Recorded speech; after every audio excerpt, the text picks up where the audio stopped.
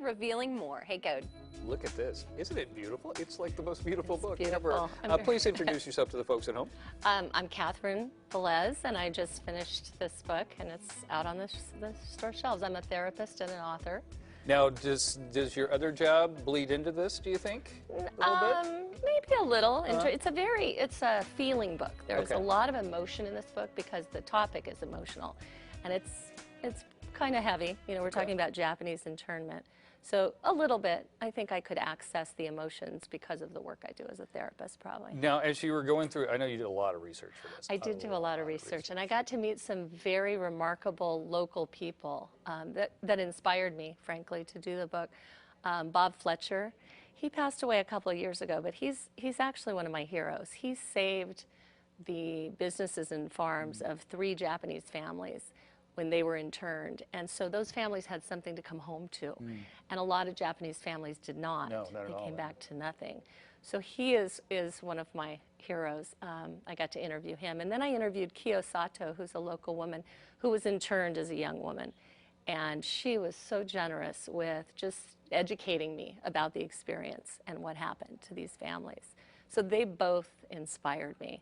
So, okay, let me ask you this. Yeah. Why not just do a book about that story, about what happened? Why did you decide to do historical fiction? Why did you bring it up? The fiction part, you know, there is an old saying about truth being found in fiction more than nonfiction. So it allowed me a little leeway, and it allowed me to use my imagination a little bit more. And I think that's why I went with it just gives you more freedom. So that's pretty much why I did it. Did you that feel way. like you made a contact, like an emotional contact with Sachi? Oh my gosh. I was just talking to a friend on the way over here, and it's like giving birth. If you've ever tried to write something, and I know you were sharing with me that you dabble, and it is. It's you connect to that main character usually. It's like a friend. Yeah.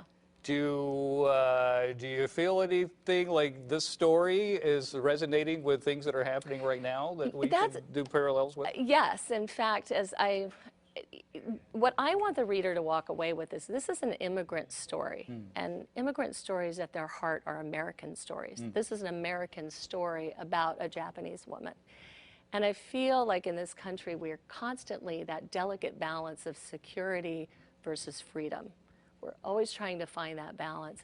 And as a therapist, and this is kind of where it comes into the book you were asking me about, when I work with clients on problem solving, I use a spectrum of emotions, fear to love, and all the other emotions are in between. And when you're operating on that fear end of the spectrum, you're usually not making the best decisions because you're so afraid. And that's where, again, in the book, we find that people are willing to give up freedoms and rights, usually of other people, in order to feel a little bit safer themselves. When we move toward that love end of the spectrum, we make better decisions. We're actually safer. And I want to clarify, love, I don't mean put on blinders and everybody's a good person and nobody's ill-intentioned. I'm talking about serious love, love of country, love of the principles on which this country was founded, doing the right thing because it's the right thing to do.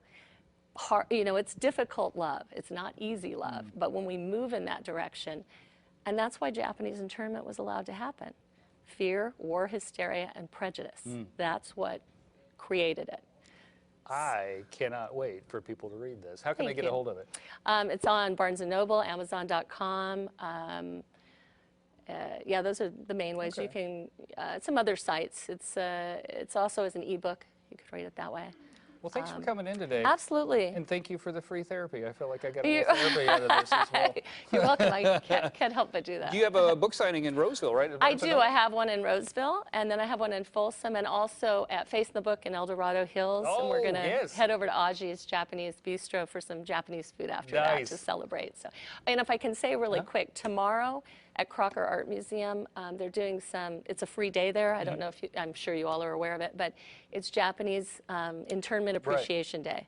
And so if you get a chance, go. It's fabulous exhibits, and they have a free movie and lots of education available there. Awesome. Awesome. Nice to meet you. Yeah, nice to meet you. Thank you very much. I appreciate it. Thank you. Seriously, the therapy was great. All right, back to you, Melissa.